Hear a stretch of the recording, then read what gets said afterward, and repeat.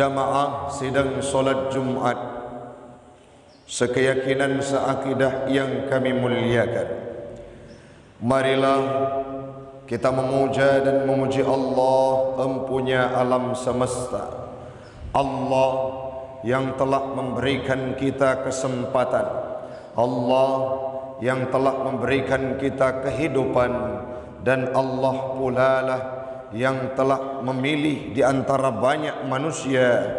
Dipilihlah kita semua pada hari yang berbahagia ini sebagai hambanya yang termaktub dan tertulis jelas kalimat la ilaha illallah bersemayam dalam relung hati kita bersama. Semoga oleh Allah pula urang syi'lun adun ado yang lentuan pemulia berpilih kita nyoban bandum di antara hamba-hambanya yang termasuk dalam kategori husnul khatimah, beriman dan bertakwa saat kita kembali ke hadirat Allah Subhanahu wa taala. Salawat dan salam marilah sama-sama kita hantarkan keharibaan baginda Rasulullah sallallahu alaihi wasallam, seorang nabi yang selalu dicemooh oleh kafir Quraisy karena beliau membawa kebenaran, karena beliau menyampaikan risalah Islam, dicaci, dihina, digojlok, diejek, ditempeleng, dilempari dengan kotoran onta, dilempari dengan bebatuan, tetapi tidak membuat semangatnya Nabi gentar mundur ke belakang. Kenapa? Karena beliau yakin Islam ya'lu wa la yu'la alaih. Islam adalah agama yang paling tinggi. Tidak ada satu agama pun yang akan mampu menandingi Islam. Agama saya, agama anda, dan agama kita semua. Selawat dan salam kepada al dan sahabat beliau sekalian yang telah memberikan sumbangsih terbaik mereka untuk Islam, agama yang kita cintai. Kepada keluarga dan sahabatnya Nabi tidak boleh kita lupa dalam setiap ingatan yang kita miliki. Kepada alim ulama mutaqaddimin dan mutaakhirin yang muktabar kedua-duanya, yang hanya menteng nasi dosa patu urang syi'lun tempat kita nyocok ilmu pengetahuan agama khususnya yang akan mampu mengarahkan kita untuk bisa sujud menghadap kiblat dan menyembah Allah Subhanahu wa taala. Yang lentuan pemulia, abi gure katanya bersama pimpinan Dayak, imam syekh masjid yang kita cintai, jamaah sidang solat Jumat sekeyakinan seakidah yang kami muliakan. Ana mungkin dah sebutkan namanya satu persatu. Insya Allah semuanya kita akan dimuliakan oleh Allah. Sabuk masa temelake ba Allah taduk getanyo lagi uronyo akan merempok kelak di yaumil qiyamah dalam syurganya Allah. Amin. Amin ya rabbal alamin.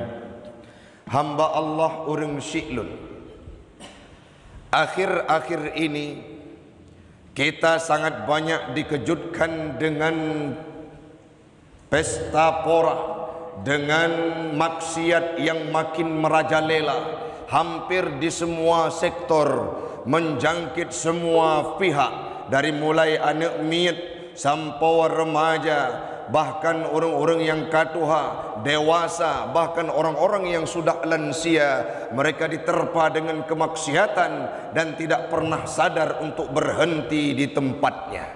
Tidak pernah punya pemahaman pajan lun lun wa ba Allah, pajan lun lun kembali ke jalan yang benar.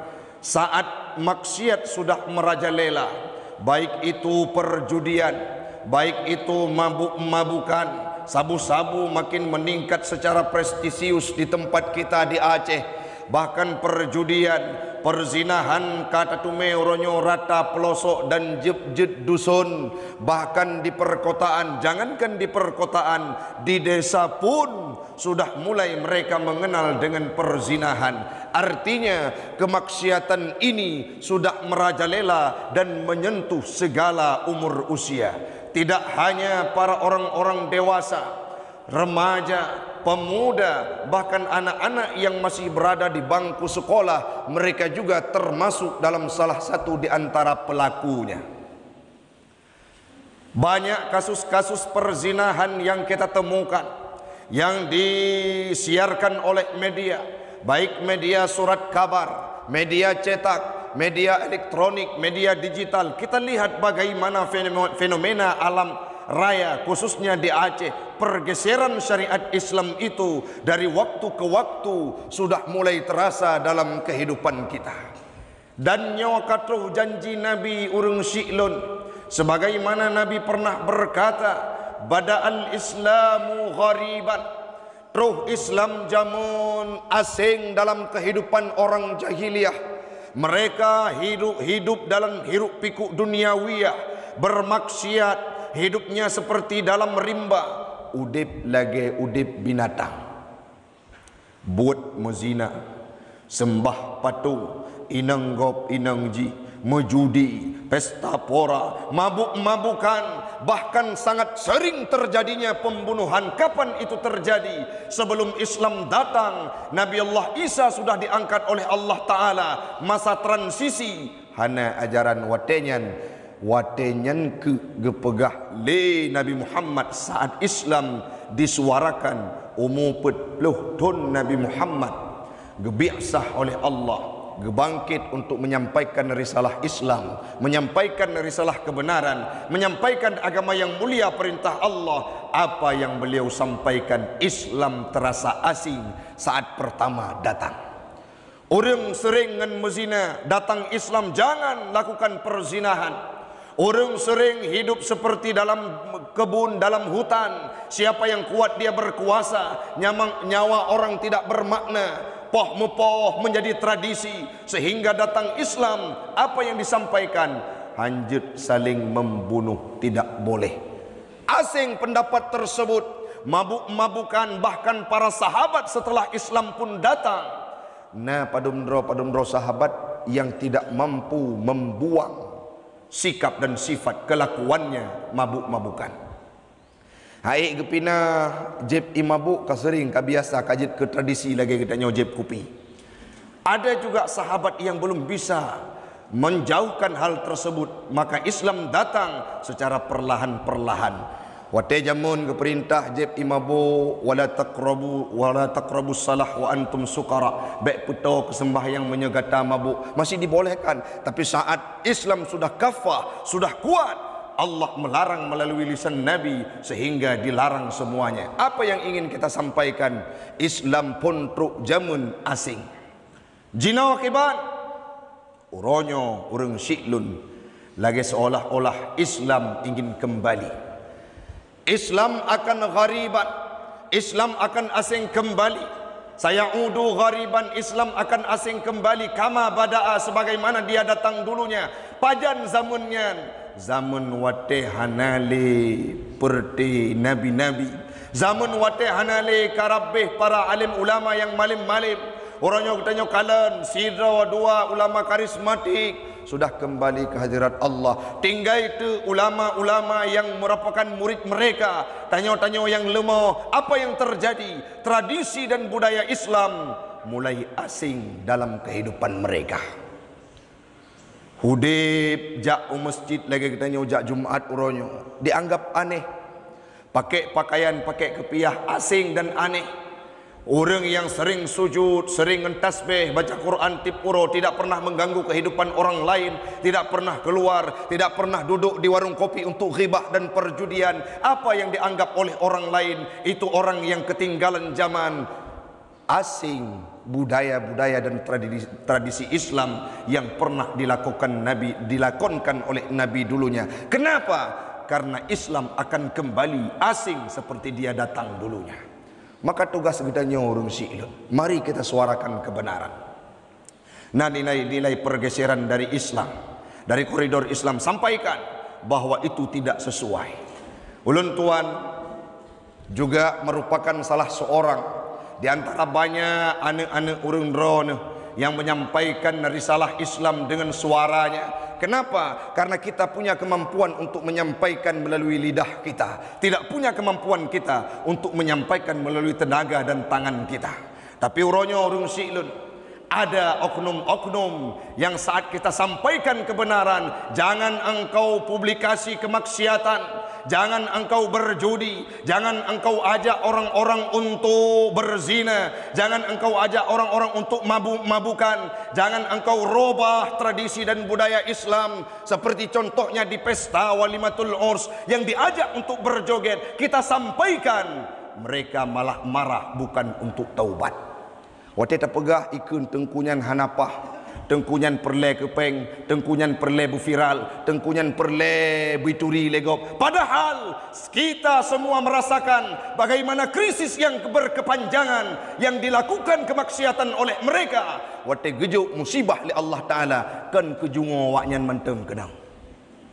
Waktu gejuk musibah li Allah Ta'ala tajak ublang pade hanjit panen, tajak unuhun kenang penyakit mirah, tajak tamekat hanatruk ekonomi sebagaimana yang dimaksud, krisis dalam segala sektor. Ini kenapa? Dampak dari kemaksiatan yang dilakukan oleh segelintir manusia yang saat kita sampaikan hai tempati.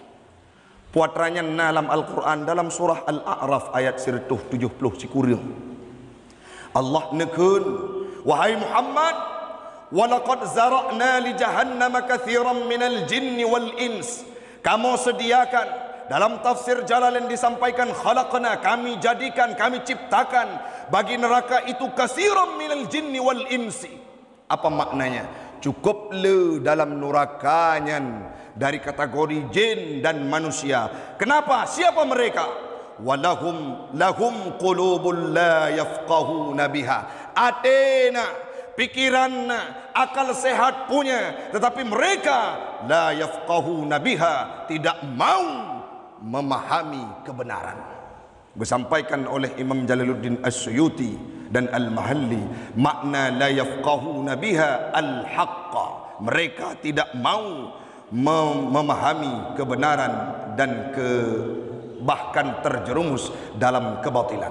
Yang selanjutnya Allah melanjutkan, tidak hanya punya hati dan punya akal yang tidak mau dipakai pada koridornya. Selanjutnya Allah menyampaikan, walahum a'yunul la yubsiruna biha. Mereka punya mata, mereka punya penglihatan, mereka punya panca indera, la yubsiruna biha, tetapi tidak mau melihat apa yang harus dilihat oleh mata manusia. Dalil-dalil qudratillah, kekuasaannya Allah, basaran i'tibaran, mereka melihat dengan gecok i'tibar dan kebaikan. Orang-orang yang na mata, tanya umadum yang na mata, yang gebi penglihatan oleh Allah Ta'ala. Wate tajak takalan gunung, saat kita melihat gunung tinggi menjulang, itu bukti kebesaran Allah. Takalan laut juga memberikan pesan terhadap pandangan kita, luar biasa kudrah ya Allah. Wate takalan orang yang carang, luar biasa Allah menciptakan manusia dengan akal dan pikirannya beda dengan orang lain. Tapi orang-orang yang menjadi penghuni neraka tadinya yang disebutkan oleh Allah Ta'ala, na mata, itu mata dari kebaikan, tidak mau melihat kebesaran Allah Subhanahu wa Ta'ala. Wate tapegah hai tengku metuah nepiuh maksiat karena Allah kekalan hana urusan lung dengan Allah Ta'ala. Lung kudip kedrau, pengdrau, kunuk pubut maksiat kedrau. Begitu yang dilontarkan kepada kita, maka gekun li Allah Ta'ala, mereka merupakan orang-orang yang menjadi penghuni neraka, katsiran minal jinni wal ins. Selanjutnya Allah nesambung lo dalam firman yang disampaikan melalui lisan Nabi Muhammad, walahum adhanun la yasma'una biha. Nah, Allah beri mereka diciptakan telinga. Orang-orang yang sudah masuk dalam neraka tadi punya telinga, punya pendengaran, punya alat dengar, na punyung menyabahata katanya, na kuping, na ketopong, tetapi tidak mau mendengar kebenaran, tidak mau mendengar kebaikan. Watena urung pegah nasihat itu, bahkan naikun menyedraw ni apa buat lung nemita lapak lain padum nala uronyo urung silun Ulama-ulama, oh Tengku Taufik drone kadi caci dihina, hana seberapa medum Abu Mudi yang kaliber ulama ternama di Aceh, bahkan nama beliau disebutkan oleh mufti Mesir saat datang ke Aceh beberapa bulan yang lalu. Ulama yang dibanggakan di seluruh seantero dunia, Abu Mudi teruji kualitas keilmuannya, tapi beliau juga ada yang menghinanya. Baiklah tingkat abu-abu tanya Nabi Muhammad hana orang paling mulia dalam dunianya, melainkan Nabi Muhammad. Beliau merupakan jaminan surga. Bahkan tidak hanya beliau, umatnya, pengikut Nabi Muhammad termasuk getanya Bandung kejamin surga oleh Allah Ta'ala. Tapi Nabi Muhammad juga sangat banyak punya musuh, bukan karena beliau jahat, tetapi orang-orang yang jahat itu tidak betah dengan Islam yang damai dan tentram. Nah, Abu Lahab, paman sendiri yang menjadi musuh bagi Nabi, setiap hari mengejek dan mencaci. Ada Abu Jahal, Umayyah bin Khalaf, sangat banyak pembesar-pembesar kafir Quraisy yang mencaci, menghina, menzalimi, menganiaya Nabi Muhammad. Kenapa? Mereka walahum adhanul la yasma'una biha. Nah, punyuang hana dengoli kebenaran. Saat kita sampaikan, bukan kebenaran itu yang dicerna, tapi ditanggapi kepada orang yang menyampaikannya. Mantengku kai caci, iya tidak akan pernah gentar untuk mundur ke belakang. Sebagaimana yang disampaikan Nabi dulunya, sampaikan kebaikan walaupun itu pahit, sampaikan kebenaran walau itu pahit. Bahkan jika engkau menghembuskan nafas terakhir saat menyampaikan risalah Islam, apa kata Rasul? Akan engkau dapatkan pahala syahid dan surga menantimu. Allah nesambung ayat tersebut. Orang-orang yang tidak, mereka adalah orang-orang yang tidak mau mendengarkan kebenaran, ayat-ayatnya Allah, wa mau'izah, tidak mau mendengarkan nasihat, tidak mau mendengarkan tausiah, nasihat, pelajaran, tadabbur yang bisa menjadi pelajaran bagi mereka. Yang selanjutnya Allah sampaikan siapakah mereka? Ulaika kal an'am, mereka layaknya seperti binatang. Retoh sama dengan binatang. Nah, mata binatang tapi tidak berefek. Uronya wa ija megilha ruh lam uru, besok dia akan kembali ruh lam uru yang sama. Besok uronya mesti tutung kenang apui, besok dia juga akan jatuh ke tempat yang sama. Kenapa? Karena binatang hana gejuk pikiran. Apapun yang dia lihat, apapun yang dia dengar tidak akan bermanfaat dalam kehidupannya. Bahkan disambung oleh Allah Ta'ala, alam ulaika kal an'ami hum bal hum adhal, bahkan mereka lebih sesat dibandingkan binatang.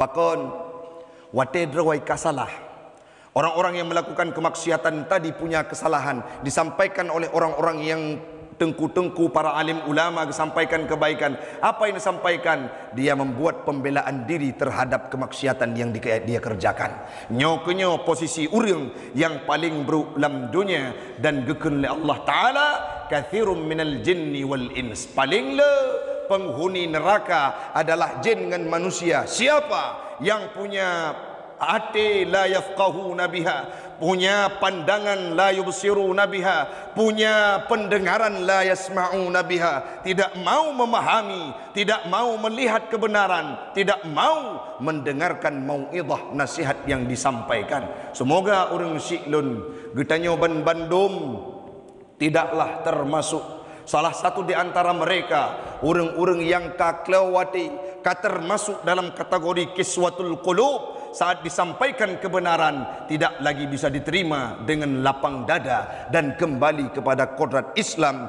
kembali kepada koridor Islam, kembali kepada agama yang mulia. Dan malaikat Allah Ta'ala Bandung ketanyo tidak termasuk di antara mereka. Bro, dalam kategori hamba Allah, umat Nabi Muhammad yang senantiasa gemar mencari ilmu pengetahuan dan siap memperbaiki setiap kesalahan bila itu disampaikan oleh para alim ulama. Kalau ada ulama gure-gure katanya yang sampai kebaikan dan kebenaran, kita terima dengan lapang dada dan mengucapkan rasa syukur kepadanya dan kepada Allah Subhanahu wa Ta'ala. Yang terakhir, hamba Allah Be'ya untuk menyampaikan kebenaran, karena Allah berfirman dalam surah Ali Imran ayat 100, wal takum minkum ummatun yad'una ilal khair wa ya'muruna bil ma'ruf wa yanhauna 'anil munkar ulaika humul muflihun. Apa maknanya?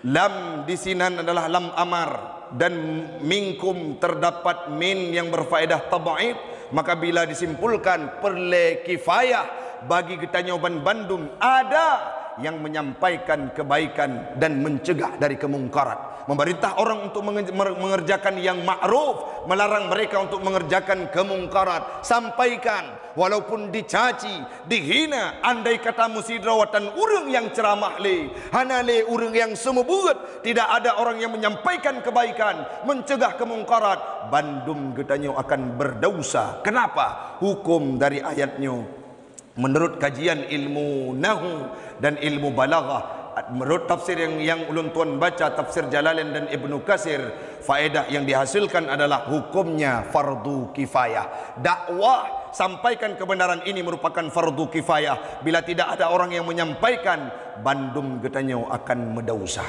Mudah-mudahan bermanfaat bagi pribadi ulun tuan dan umumnya kepada jamaah.